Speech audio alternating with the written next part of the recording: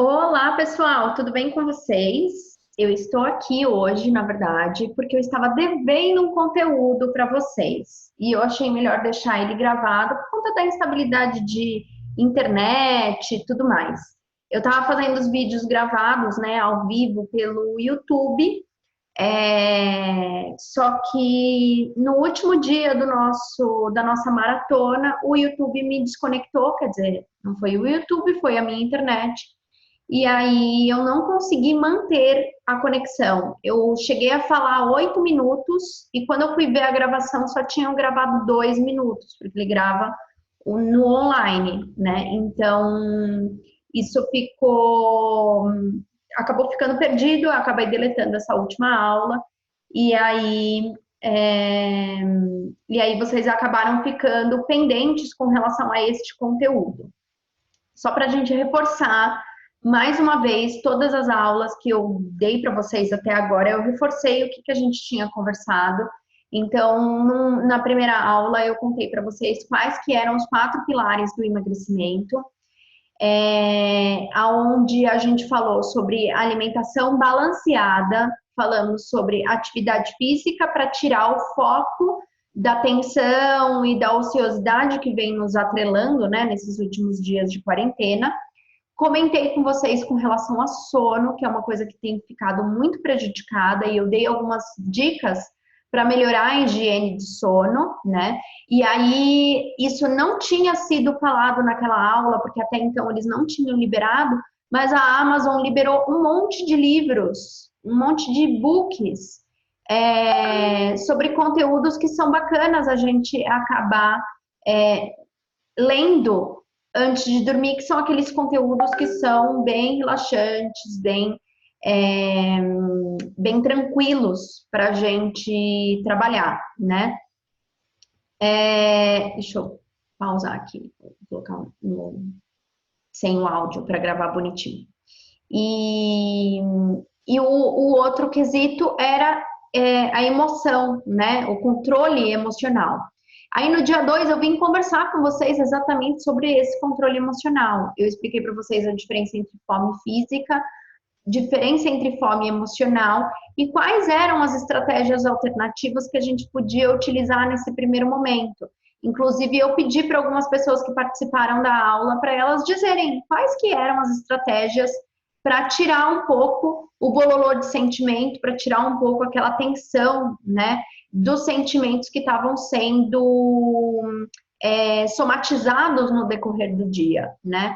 Então, falamos sobre isso na segunda aula. Na terceira aula, eu expliquei para vocês como que a gente pode fazer para comer de forma consciente, mirando no sentimento oposto, né? Então, se você não está entendendo nada desse negócio de mirando no sentimento oposto, volta lá na aula 2, que eu explico um pouco isso, e eu, na aula 3, exemplifico bem direitinho esta questão. Então, se você está pegando esse vídeo, caindo de paraquedas, é o primeiro vídeo que você está assistindo, se você for assistir a aula 3, você leva um alimento que você gosta muito, que quando você come você não consegue se controlar, porque eu faço um passo a passo junto com você de como que a gente pode fazer para comer esse alimento de uma forma mais consciente, controlada, né?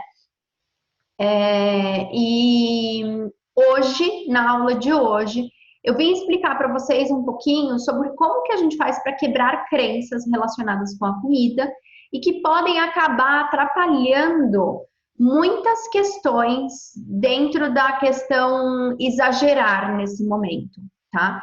Então, eu comentei com vocês que, lá na aula 2, eu comentei com vocês que, às vezes, o comer emocional, ele acaba ficando muito mais atenuado, porque na nossa cabeça a gente está fazendo uma coisa que não pode, né? Então, eu não posso comer por emoção, eu tenho que ter foco, força e fé. Imagina que eu posso descontar minhas emoções na comida. Então, é isso que a gente é orientado, né? No entanto, o comer emocional, ele só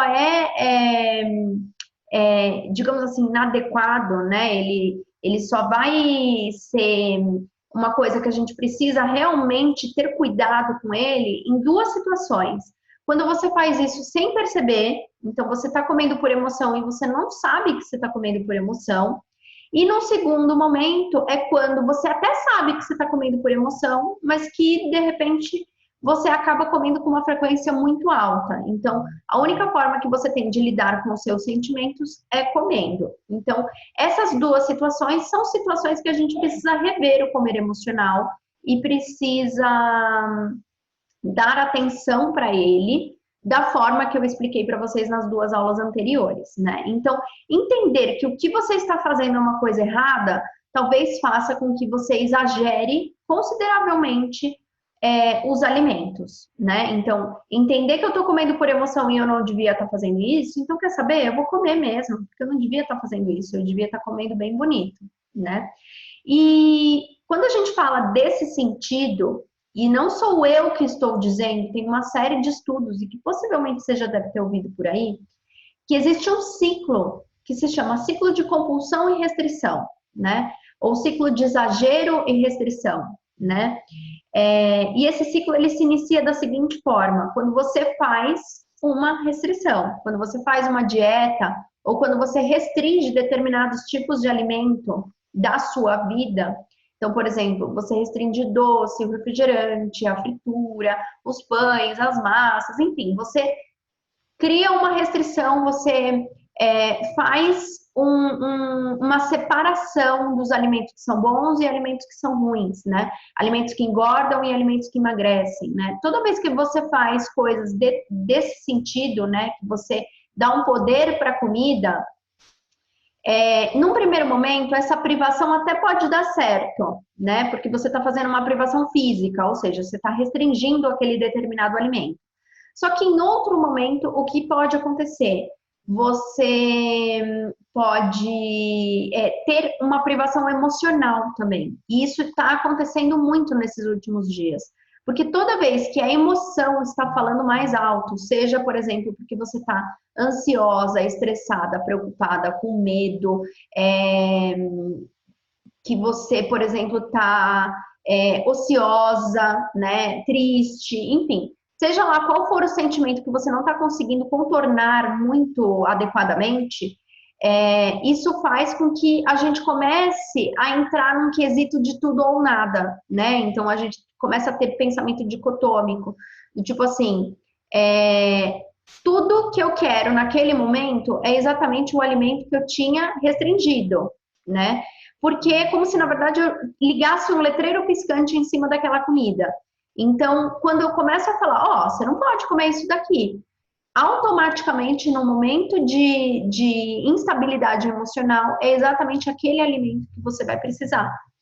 E aí, por conta desse pensamento de tudo ou nada, na hora que você come, você não vai comer pensando, que alimento gostoso, nossa, que prazer que esse alimento me dá. Você vai ter um pensamento do tipo, eu não devia estar fazendo isso, como eu sou fraca, como, nossa, por que eu fiz isso? E aí, na hora que você come, ao invés de você conseguir prestar atenção nos seus sinais de saciedade, o que você faz é elevar esse tipo de pensamento dicotômico. Então, assim, já que eu comi e eu não devia, então quer saber? Eu vou comer tudo e mais um pouco. E aí você exagera a quantidade, aquela sensação de estufamento vai te trazer um sentimento de culpa, e essa sensação de culpa vai te levar a uma sensação de falta de controle. Puxa vida, eu não tenho foco, força e fé, eu sou gorda mesmo, vou morrer gorda, e já que essa quarentena está aqui, eu vou morrer gorda, então quer saber, eu vou comer tudo e mais um pouco. Então, até você, por exemplo, voltar para esse ciclo e falar, não, pera lá, eu não posso pensar desse jeito, eu tenho que voltar a fazer minha restrição. Até você fazer isso, você fica num ciclo, que eu falo que é o ioiô frenético do ciclo de compulsão e restrição. Você fica nessa coisa de, já que eu não tenho controle mesmo, então quer saber, eu vou comer. E aí você se sente culpada de estar comendo, e aí não sai disso, você não consegue sair disso. E a única forma que a gente tem para tratar compulsão, para tratar exagero, para tratar efeito sanfona, é quando a gente para de fazer restrição. E é por isso que eu estou gravando essa aula aqui com vocês, porque essa aula tem o objetivo de quebrar crenças relacionadas com a comida, para você parar de fazer esse raio desse ciclo de compulsão e restrição.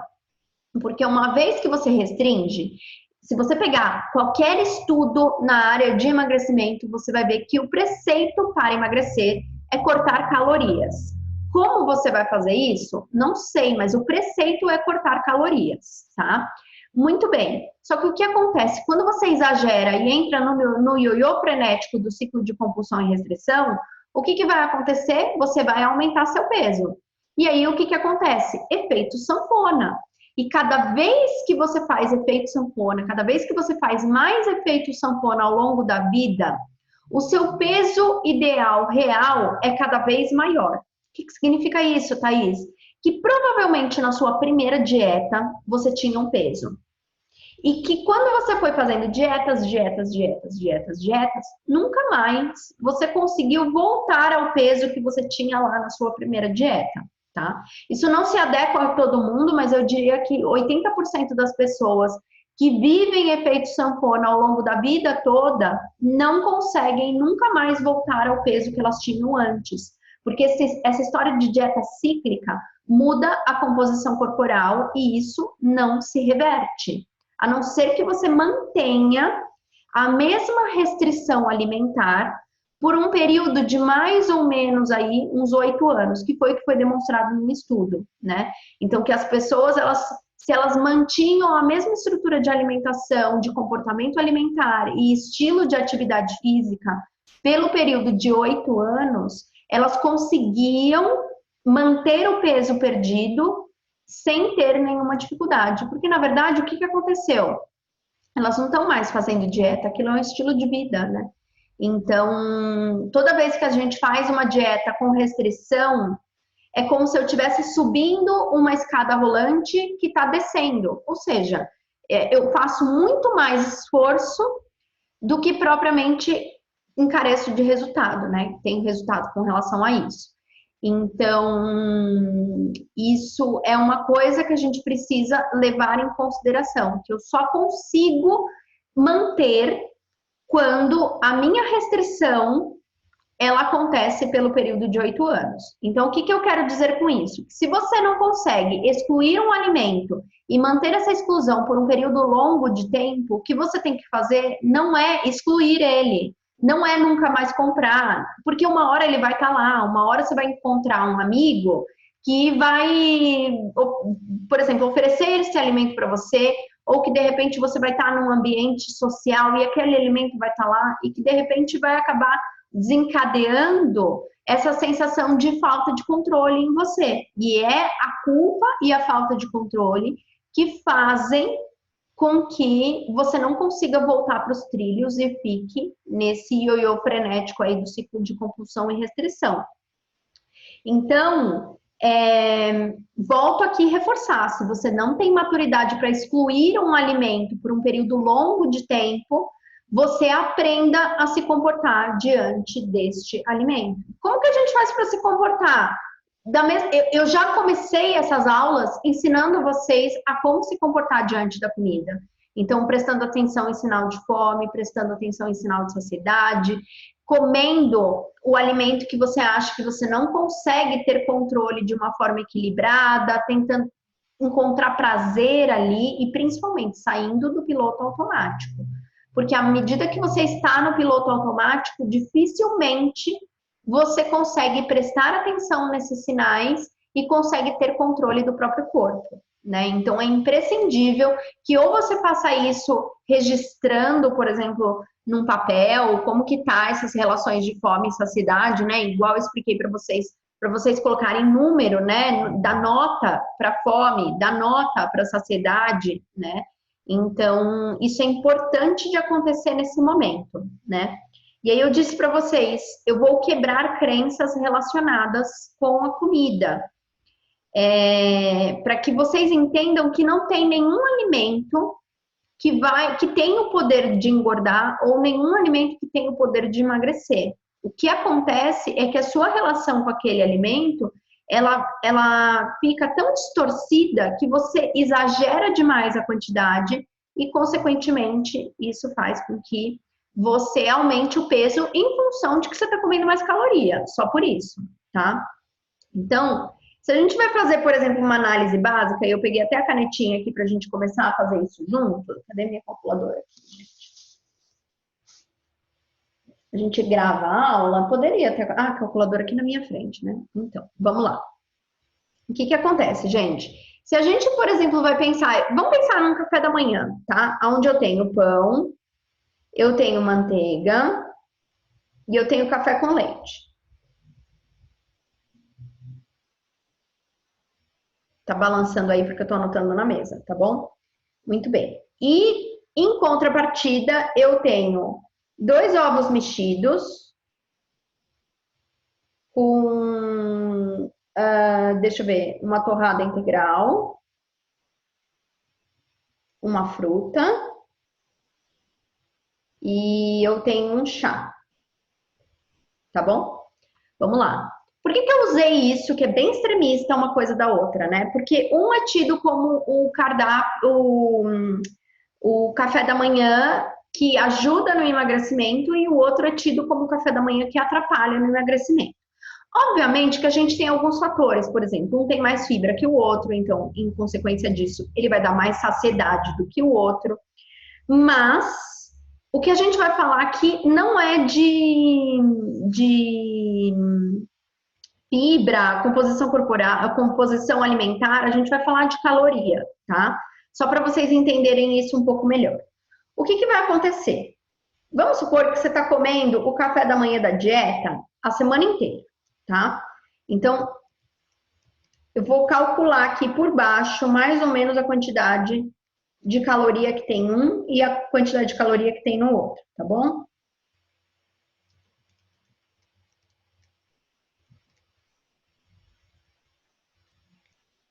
Ó, tô calculando por equivalência, tá? Então, se alguma nutricionista chegar aqui e falar, menina, como é que você calculou isso? Calculei por equivalência, tá bom? Então, vamos lá. Então, por equivalência, uma coisa é estimado, tá? Não é uma coisa concreta, é uma estimativa, mas é só para vocês terem uma ideia, tá? Então, o cardápio dos 2 ovos com torrada, com fruta e com chá, que é o cardápio da dieta, ele deu aqui para mim 335 calorias, certo? O cardápio do café da manhã com pão, manteiga e café com leite, sem açúcar. Eu não tô adoçando nem o chá nem o açúcar, tá bom? Nem o chá nem o leite com café.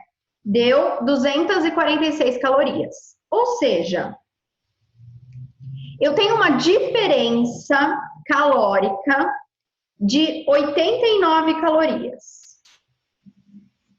Certo?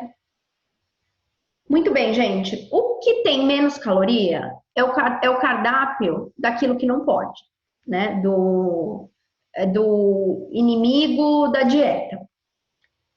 Só que eu vou ser bem sincera com vocês. Para vocês construírem 1 quilo de gordura, vocês precisam ter consumido na semana 7.700 calorias. Se a gente vai dividir isso por dia, eu teria que ter consumido a mais do meu dia cerca de 1.100 calorias. Tudo bem? Ok. Só que vamos pensar que você no final de semana, você estava comendo o ovo com a torrada, com a fruta, com o chá, que era a alimentação da dieta, e chega no final de semana, ou chega agora na quarentena, você resolveu optar pelo pão, porque tinha pão ali. Só que pão engorda. E aí o que vai acontecer? Já que eu comi pão e eu não devia, então quer saber? Eu vou comer mais pão, porque eu gosto tanto de pão, eu não posso comer pão, porque pão engorda, então eu vou comer 2 pães ao invés de 1, né? E aí o que vai acontecer? Ao invés de você comer 246 calorias, você vai consumir 432. Só que daí, já que você comeu pão e já começou o dia todo estragado, então quer saber? No almoço, você vai, sei lá, vai no McDonald's. E já que você foi no McDonald's e que o dia tá todo estragado, então quer saber? À tarde você vai fazer um bolo, né? Então, você, por conta de um determinado alimento ou um determinado pensamento de que aquilo ali é uma coisa ruim e aquilo ali vai te fazer engordar, o que faz de fato você engordar é esse monte de pensamento dicotômico, do tipo, Não devia ter feito isso, por que que eu fiz isso? Ai, por que que eu comi isso, né? E aí você não consegue voltar para os trilhos porque os seus pensamentos são pensamentos ruins relacionados com a comida, né? Então, isso é uma coisa que a gente precisa muito levar em consideração, porque eu não consigo me relacionar bem com a comida se eu tenho um monte de crença relacionada com ela. Então, nenhum alimento vai ter o poder de te engordar ou o poder de te emagrecer. Se vocês têm dúvida disso, assim que essa aula terminar, vocês vão no Google e digitem o seguinte: professor emagrece comendo McDonald's. Isso foi um estudo feito em 2015, acho, onde o professor de uma universidade nos Estados Unidos resolveu viver 3 meses comendo café da manhã, almoço e janta de McDonald's. A única diferença para a vida normal é que ele tinha que consumir um determinado valor de caloria, um determinado valor de proteína, de carboidrato e de gordura. Então, ele tinha um cardápio completamente calculado com relação à alimentação dele naquele dia, né? Baseado nessa necessidade dele. Então, às vezes ia até assim, meio lanche, 4 batatas fritas, né? Mas ele viveu desse jeito durante 3 meses. E ele fazia 30 minutos de caminhada por dia. E esse professor, comendo McDonald's 3 vezes por dia por 3 meses, por 90 dias, perdeu 17 quilos e contornou o colesterol dele, que estava alto. Esse colesterol reduziu, inclusive o LDL, que é o colesterol ruim. Então, qual é a diferença? A diferença é que ele comeu o McDonald's, mas ele não comia como se não houvesse amanhã. Ele usou o McDonald's atendendo a necessidade do corpo dele. Então, em função disso, obviamente, ele emagrece. Então, o McDonald's não engorda, tá, gente? Mas como que desencadeia o seu dia quando você come o McDonald's? Você tem comido tudo bonitinho, né, equilibrado? Então, a gente volta para aquela primeira aula onde eu conto para vocês sobre equilíbrio alimentar. Então, nenhum alimento vai ter o poder de te engordar ou nenhum alimento vai ter o poder de te emagrecer. Acontece que se a sua roda, né, pensando naquela ferramenta que eu entreguei para vocês na primeira aula, se a sua roda, ela tá uma roda desse jeito para os alimentos que você precisa prestar atenção e a roda dos alimentos que eles são mais nutritivos tá desse jeito, obviamente que você tá dando muito mais atenção para as coisas ruins do que para as coisas boas. E, na verdade, tem que acontecer tudo em equilíbrio. Nenhum alimento tem o poder de te engordar, nenhum alimento tem o poder de te emagrecer. Só que ao pensar que o que você está comendo é uma coisa que te engorda, é um alimento engordativo, como é que vocês chamam? Besteira, porcaria. Se vocês começam a denominar alimentos com essas categorias, né, com esses nomes, dando poder para o alimento que ele não tem, quando a gente tem um sentimento que ele está instável, automaticamente são aqueles alimentos que você vai querer. São aqueles alimentos que parece que eles trazem um conforto para o nosso coraçãozinho. Só que você não vai conseguir comer da forma que eu expliquei no vídeo anterior, na aula 3. Você vai comer no piloto automático, porque aquilo vem atrelado de culpa. Então você come tipo, né? Para não ter que lidar tanto com aquilo. Só que daí você não sente prazer, você não sente aquilo que você realmente está buscando naquele alimento, e aí você acaba exagerando o alimento em função de que é um alimento proibido e que de repente você não prestou de fato atenção nele.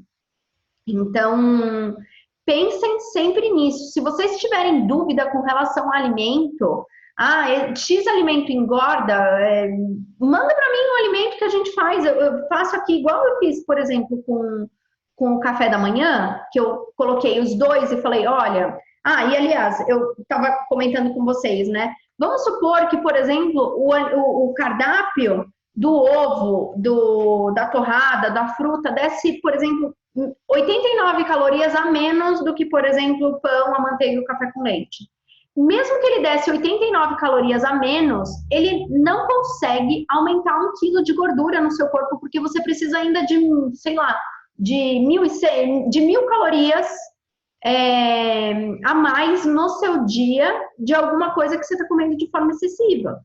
Então, pensem muito com relação a isso, em como que está a dinâmica da alimentação de vocês com relação aos alimentos. Você dicotomiza alimento? Esse é bom, esse é ruim, esse engorda, esse não é? Esse eu posso ter ou esse eu não posso, né? Então, pensem sempre nisso. Se o alimento, quando você escolhe comer, se ele vem atrelado de um monte de outras coisas junto, né? Que nem eu expliquei aqui para vocês. Ah, eu comi pão com manteiga, eu não devia, então eu vou comer 2 pães com manteiga e eu vou no almoço, já que está tudo estragado. Então pensem como que está a relação de vocês com relação ao alimento também, tá? Isso é importante. Eu vou deixar esse vídeo gravado, vou subir ele para o grupo. Se você assistiu ele, eu vou deixar esse grupo uns 2 dias aberto para tirar as dúvidas de vocês, tá? E eu já adianto para vocês que eu tenho uma proposta para esse grupo. Então, não saiam do grupo, fiquem lá, porque eu tenho uma proposta para vocês que eu acho que vai ser interessante e vai acabar ajudando nesse sentido, né? Então, eu dei a teoria aqui para vocês e eu vou puxar vocês para praticarem, tá? Então, me acompanhem lá no grupo, eu vou deixar ele 2 dias aberto para vocês assistirem os vídeos todos e para vocês tirarem dúvidas se tiverem dúvida, tá bom? Se vocês tiverem dúvida com relação a essa aula também, podem mandar lá. Fica um pouco complicado porque, na verdade, eu estou dando a aula conversando com uma câmera, eu não tenho interação nenhuma com ninguém, então se ficou difícil de entender alguma analogia, se vocês tiveram alguma dificuldade de entender isso, me chamem, tá bom? Pode me chamar, não tem problema nenhum. Porque daí eu tento, ou eu gravo áudio, ou eu faço um vídeo, ou eu chamo vocês em particular, para a gente tentar tirar a dúvida com relação à aula de hoje, tá bom? Então, eu fico por aqui, e eu espero que a gente se encontre nas próximas semanas, tá bom? Um grande beijo e até!